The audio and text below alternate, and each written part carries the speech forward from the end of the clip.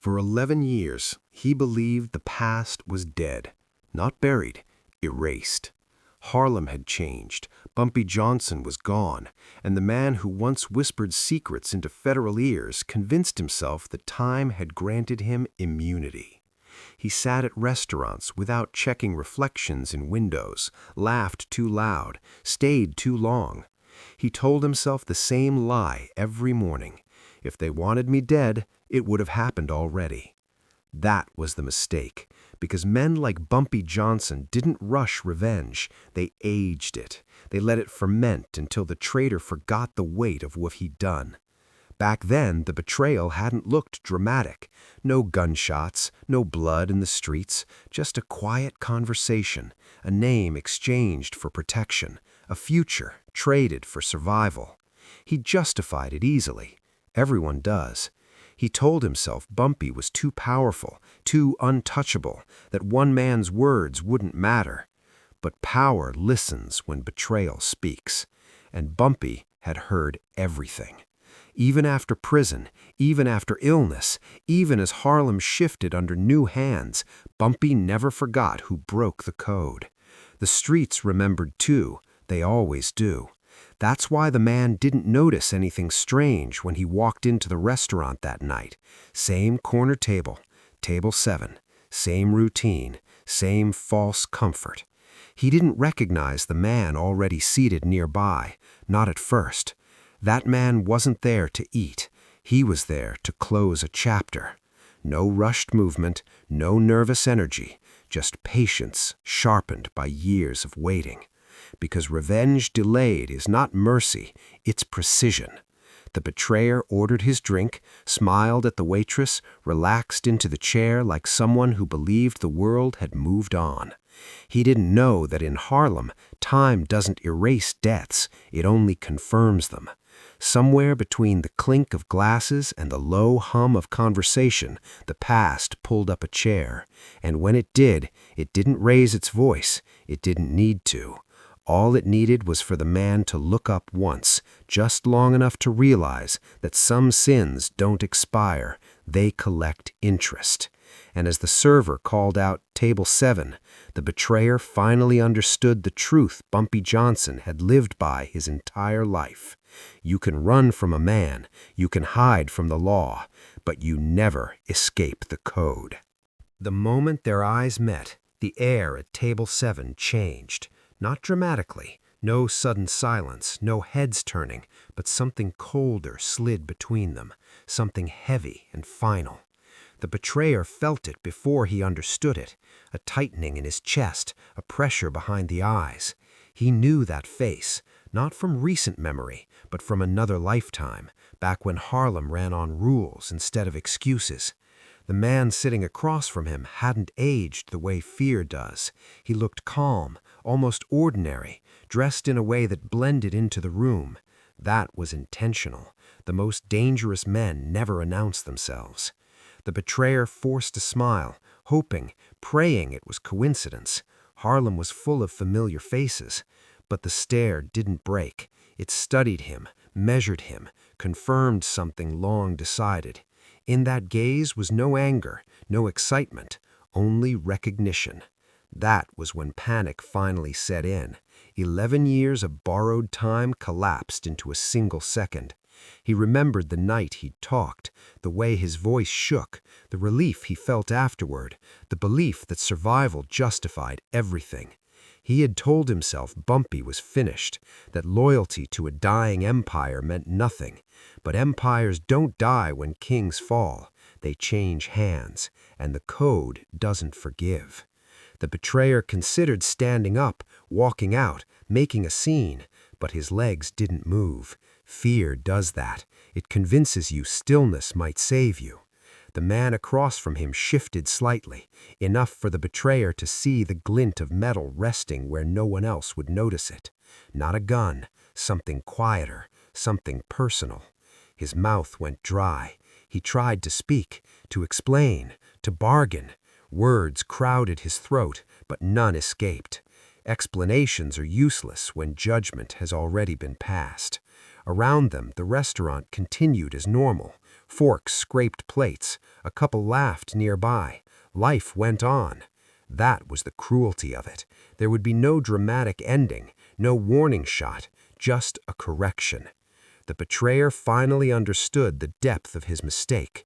Not the betrayal itself, but believing time could cleanse it. He had mistaken silence for forgiveness. He had mistaken survival for victory. The man across from him leaned forward slightly, just enough to close the space. In a low voice meant only for him, he spoke the name the betrayer hadn't heard in years. Bumpy. One word.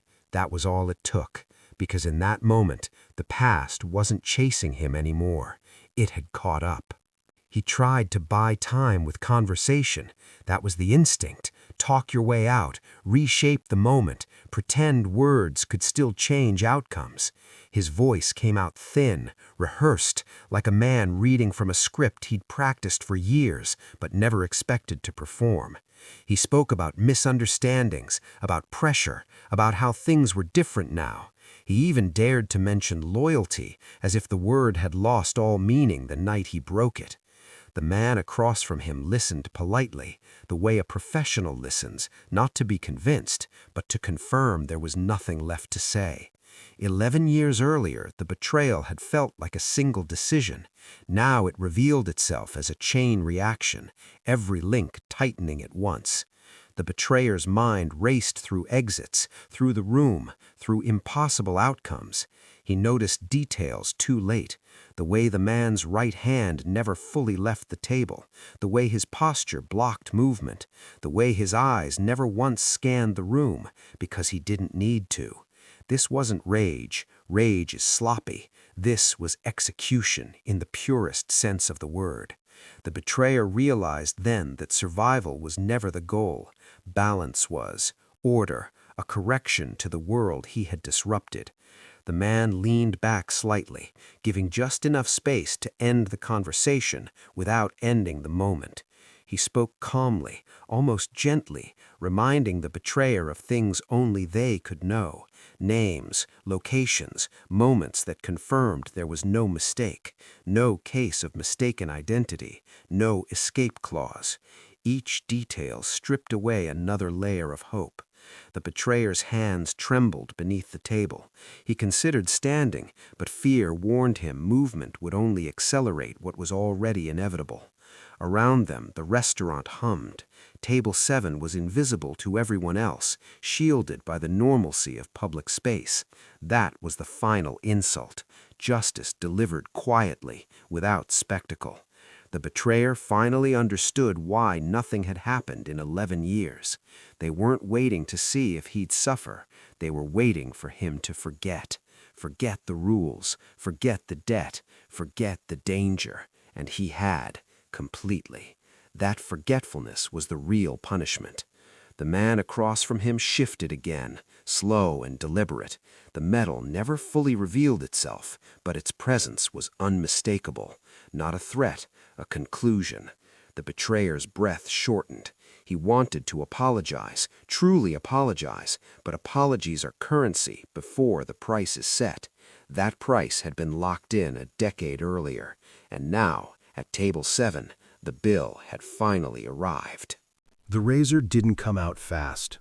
That was the detail later witnesses couldn't understand when they tried to replay the moment in their minds. There was no sudden lunge, no chaotic movement that screamed danger. It appeared the way truth often does, quietly, undeniably. The man at table 7 revealed it just enough for the betrayer to see, just enough to remove all remaining doubt. It wasn't meant to shock, it was meant to inform.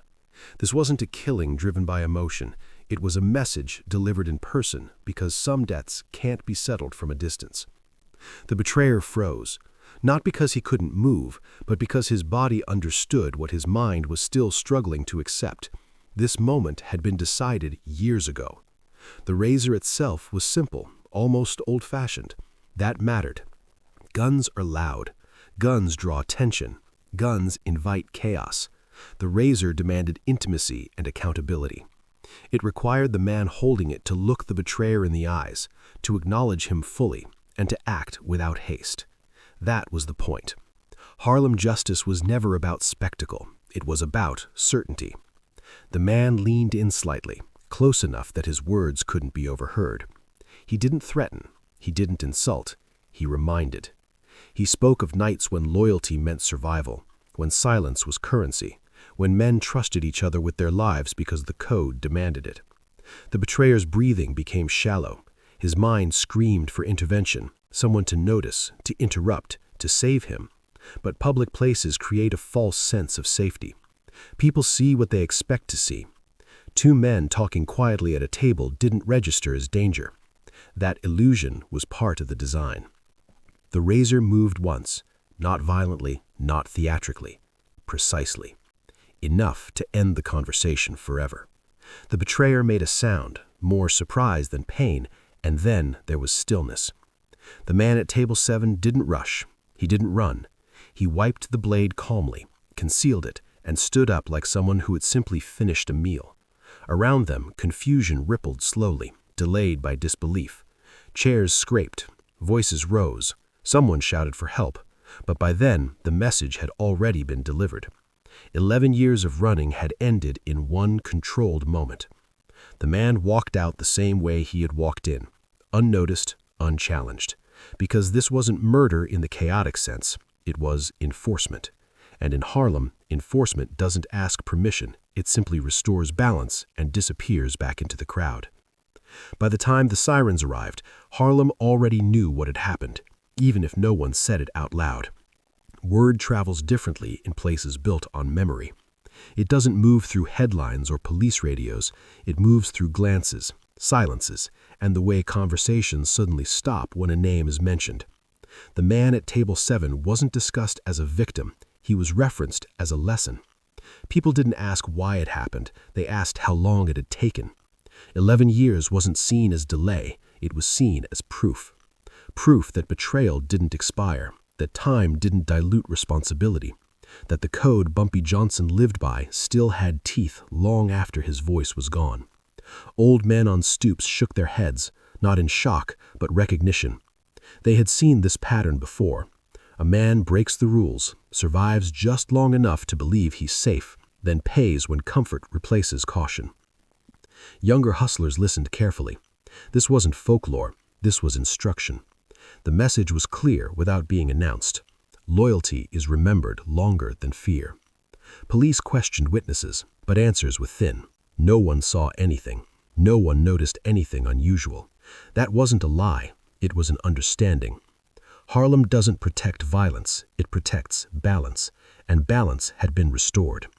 Somewhere in the city, men who had once considered talking reconsidered their futures. Not because they were afraid of immediate consequences, but because they understood patience was more dangerous than rage. The quiet precision of what happened at Table 7 sent a deeper chill than any public execution ever could. It proved that justice didn't need noise, numbers, or threats. It needed memory. And memory was Bumpy Johnson's greatest weapon. Even in death, he had set rules that enforced themselves. The man who delivered the message didn't celebrate. There was nothing to celebrate. This wasn't vengeance, it was closure. Harlem absorbed the lesson the way it always had, without ceremony, without panic, and without debate. Because when the razor came out at Table 7, it wasn't about one man's end, it was about reminding everyone else that some lines once crossed will eventually cross back, no matter how long it takes. Long after the restaurant reopened and Table 7 was cleared, the weight of what happened lingered. Not in police reports, but in behavior. Men spoke more carefully. Promises were measured. Silence regained its value. That was the real aftermath. Bumpy Johnson's power never came from constant violence. It came from certainty.